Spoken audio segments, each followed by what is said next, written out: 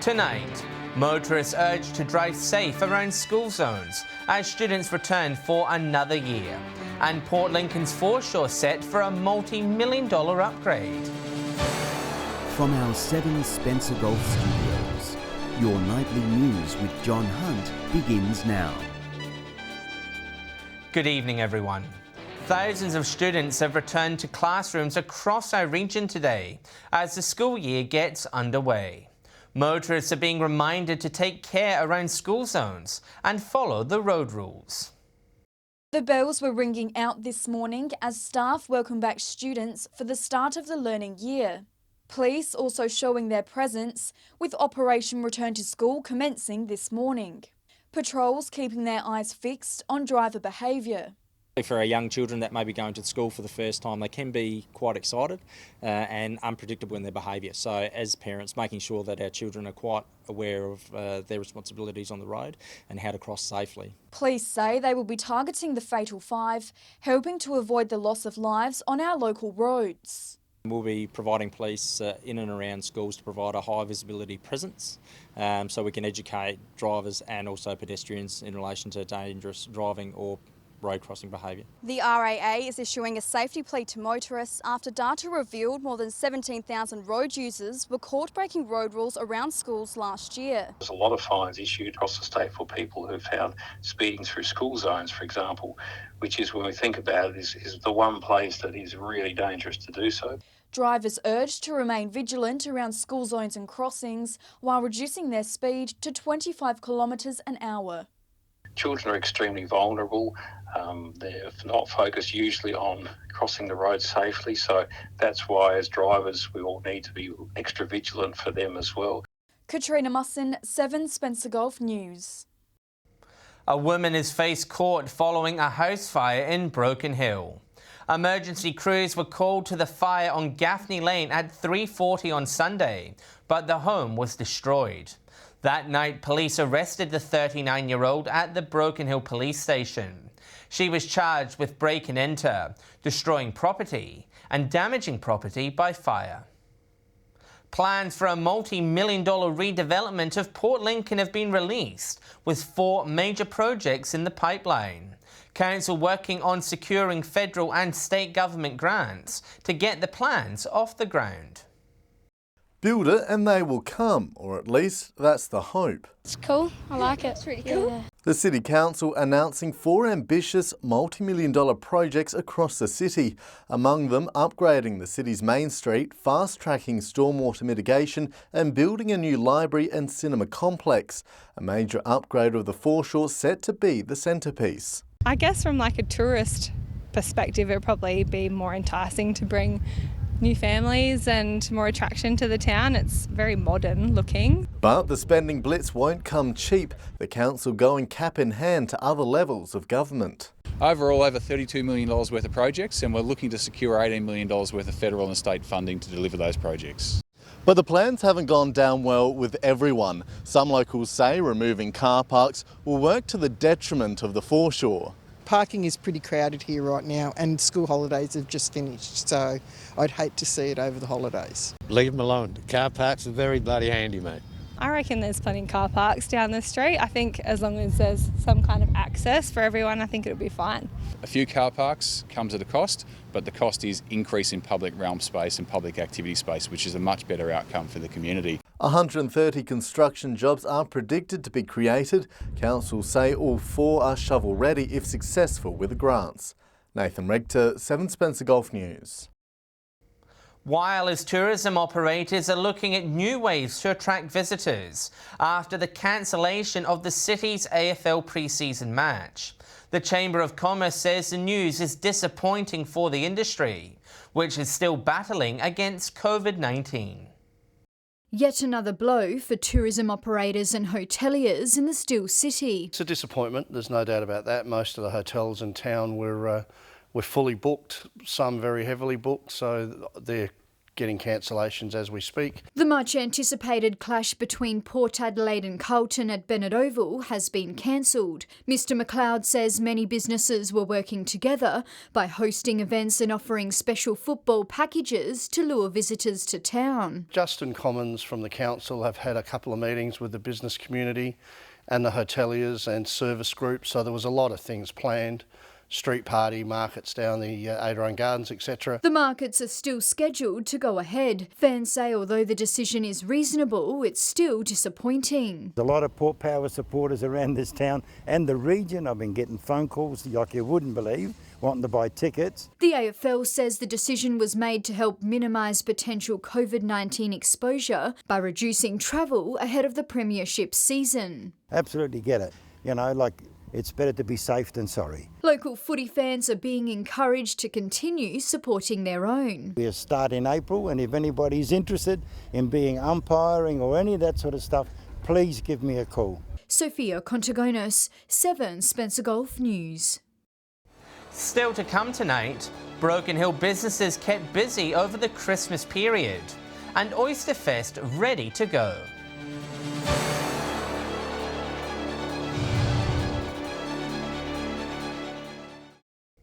Welcome back. New figures show China's wine tax on Australian products is beginning to bite. The Australian Bureau of Statistics says exports have dropped by 98% since tariffs were increased in November. Red wine exports hit the hardest, with sales slumping from nearly $160 million in October to just $3.3 million in December. Industry body Australian Grape and Wine has told News Corp producers are looking to other markets. Broken Hill was asked to shop locally over the holidays, and the message seems to have been heard. Traders say they will run off their feet over Christmas, with business groups pushing ahead to ensure shoppers continue buying local. Parking a premium on Argent Street, the sign of a local economy thriving. Broken Hill's town centre experiencing a spending spree over the holiday period. We've had tourism still happening around here. We found a lot of people were shopping locally for Christmas, which was brilliant to see. Local campaigns and increased council spending playing a part in drawing in shoppers.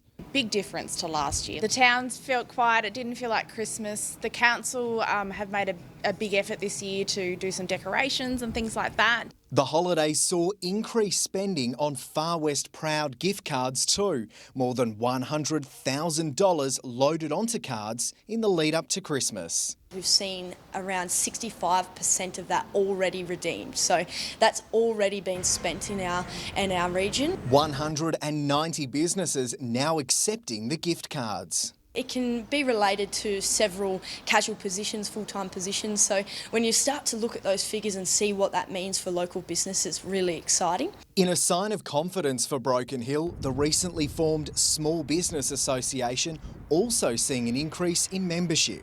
All we want to do is give the small businesses a voice when it comes to those kind of community-wide activities and planning days and all of that. Lachlan Itter, 7 Spencer Gulf News. Port Pirie's fishing ban remains in place, despite earlier hopes it would be possibly lifted before the end of January. The city's mayor says more research is underway after contaminated sediments were found in local waters. The waters remain murky around Port Pirie with fishing firmly off limits. The shock ban was imposed mid-September following the discovery of contaminated sediment. Hopes of an early end to restrictions have been dashed, with scientific sampling of fish, crabs and shellfish to continue. We actually got our results back just prior to Christmas, and they weren't conclusive enough for us to overturn the decision for the ban inside. A catch and release program is in place for some species. While council was hoping the final results would be released before the new year, the mayor is optimistic the wait shouldn't be long. Take some more samples. Those samples have been sent away to Sydney for testing, and they should be back by the end of this month, and then we'll make some informed decisions. The mayor reminding local anglers of areas where some species can still be caught. Zone 2, you can still catch blue swimmer crabs in. That's basically if you were to draw a line from the Waruna Island boat ramp north, you can still catch your crabs in that area. The Primary Industries Minister David Basham was unavailable for a comment today. Shari Hams, 7 Spencer Gulf News. One of the biggest seafood festivals on the West Coast has been given the green light to go ahead this year. The Ceduna Oyster Fest set to make its return after it was forced to cancel last October. It's one of the biggest festivals on the West Coast calendar. But it not only attracts thousands of people, it also identifies Ceduna as an iconic place to visit on the West Coast of South Australia. The Ceduna Oyster Fest will mark its 30th anniversary, with Council forging ahead with this year's event. Farmers already planning for the big day. We will soon be putting oysters aside for that. Usually about May we start putting oysters aside for the Oyster Fest, so people can enjoy the best oysters they possibly can. Locals say it's a welcome boost for the country town after organisers were forced to axe last year's event. I think the challenge will be on this year to make the oysters even better than we've ever had them in the past. The festival spruiking, it has something for everyone, from live entertainment to competitions and street parades, and of course the prized oysters. This is not actually normal commercial oysters as you would see in the fish shops. We actually make these oysters as good as they can possibly be, so that people have a fantastic eating experience. The event will be celebrated during the October long weekend. It's very much about the community, and it is a community festival. Nathan Regter, 7 Spencer Gulf News. Stay with us, we'll meet Wyalla's Australia Day award winners and Rock the Rangers already preparing for its next gig.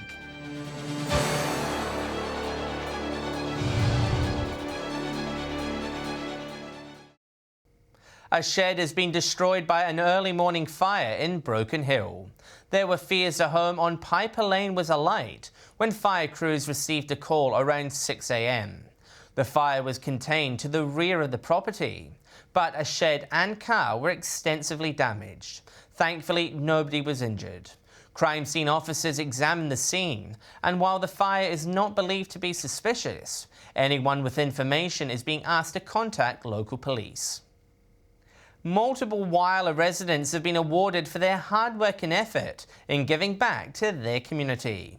The recognition part of the Steel City's Australia Day celebrations, honouring a range of achievements. A big plaque and a big smile. This Citizen of the Year recipient surprised by the nomination. It was a little bit surreal, really, but it was quite inspiring listening to the other recipients and their stories. And there's just so many incredible volunteers in Whyalla. I was really proud to be there. Keith Sichler, just one of many Whyalla residents who received an Australia Day award at yesterday's ceremony. Putting up his hand to help the community since the late 1990s, Keith has held volunteer, committee and leadership roles across a range of organisations. I'd been in Rotary before, so I signed up to join Rotary. The Whyalla Football League were looking for a treasurer, and I thought, well, perhaps I can help out there. Whyalla locals Anne Yates and Kylie Hughes receiving the Event of the Year award for organising the Whyalla Stall Crawl. I actually got a little bit emotional up on the stage. I tried to hold myself together, but it's nice to, you kind of do something to give back, but to be appreciated by people in such a big event of the Australia Day was amazing. They were very surprised because a lot of them just did not know they were even nominated, so it was a surprise to them. They were very humble, very grateful, and it was just such a special celebration for them all. Sophia Contigonis, 7 Spencer Gulf News. Meanwhile, Port Perry's Young Citizen of the Year, Harrison Kent, has been recognised for his hard work as an eco-warrior. He spent last year gathering crucial first aid supplies for animals devastated by the Kangaroo Island bushfires. I spend my free time just out in the bush catching animals. Just wanted to try and make a difference for the wildlife over there, as it is such an important ecological region. He says his goal is to further educate the community on wildlife. A Flinders Rangers community event has been recognised at yesterday's Australia Day Awards. Organisers say they were grateful for the nomination and are planning to bring back the event bigger and better this year. It's the show that rocked the Rangers, and now this music concert is receiving widespread recognition. It's a real privilege to get because events are very hard things to organise and they take a long time. The event awarded a certificate of recognition at yesterday's Australia Day celebrations in Quorn for its outstanding contribution to the community. Organisers say they are gearing up for the show's return later this year, hoping to secure their lineup in the coming weeks. We've already scheduled it for October the 16th this year.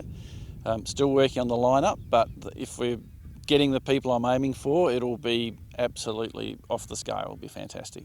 Last year's headline act says bringing entertainment to a tight-knit community like Quorn not only brings people closer together, but also boosts the local economy. Petrol stations doing business and the cafes and the restaurant, they're all chock-a-block. The motels had people in them and they were alive. Rock and roll enthusiasts are encouraged to keep their eyes and ears peeled for future announcements. You know, every year that you do these things, it'll get better and better and better. So I think people should get behind it and invest in it because it does come back to the community. Katrina Musson, 7 Spencer Gulf News. Stay with us after the break. We will check the region's fuel prices, and Alex Sykes will have the latest weather details.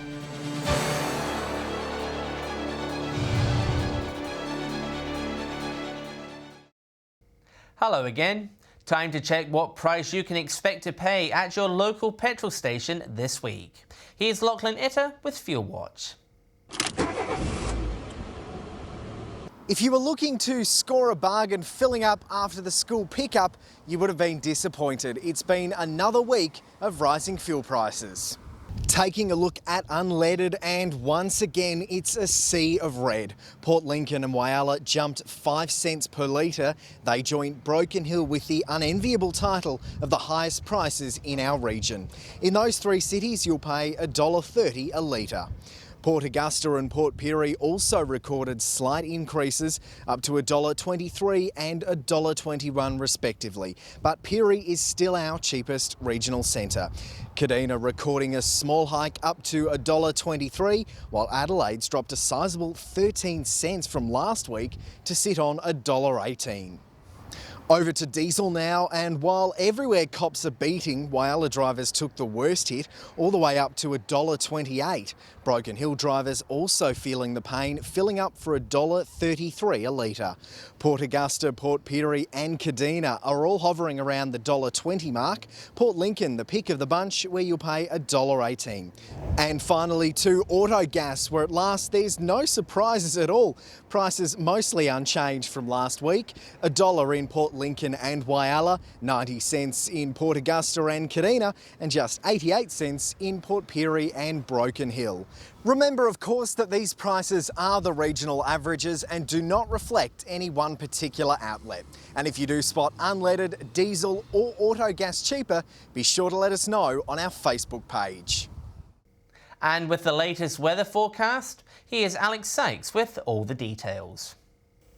Thanks, John. It was a mainly fine day for the first day back at school. From 3 p.m. it reached 28 in Broken Hill, 30 in Woodner and a top of 22 in Coffin Bay. Mostly sunny in Port Augusta, 32 there. Similar conditions in Whyalla, 26. Port Lincoln had partly cloudy conditions and reached 23. It was 29 in Port Pirie, 27 in Adelaide. Kadina and Cleve both reached 25. Partly cloudy in Clare and Cooper Pedy, 24 and 28. Taking a look at today's skies, extensive cloud crossing SA with a trough is bringing rain into the far north, cloud crossing the far west with another trough generating showers and storms. Skies are mostly clear elsewhere under dry easterly winds. Moving on to tomorrow's weather outlook now, and we'll start with the Gulf waters. Southeasterly winds 20 to 25 knots, seas 1 to 2 metres, and south to southwesterly swell up to 1.5 metres.